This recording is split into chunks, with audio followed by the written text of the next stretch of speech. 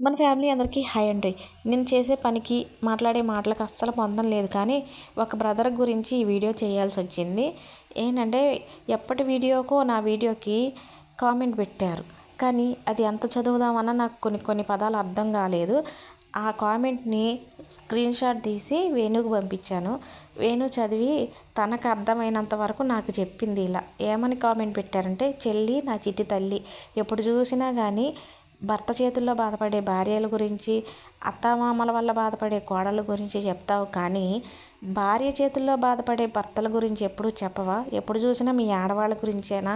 మమ్మల్ని కూడా దృష్టిలో పెట్టుకొని కొన్ని కొన్ని వీడియోలు చేయండి సిస్టర్. ఒకవేళ ఈ కామెంట్ చూసి మీరు వీడియోలు చేసేపాటైతే నా పేరు చెప్పకండి ప్లీజ్. ఎందుకంటే పొరపాటున మా ఆవిడ వీడియో చూసిందంటే నా గురించి ఇలా చెప్పావా అని ఇంట్లో గోలగోలే" అని కామెంట్ పెట్టారు. నూటికో కోటుకో ఒకరో ఇద్దరో భార్య చేతుల్లో బాధపడే భర్తలు కూడా ఉన్నారు. నిజమే కదండి.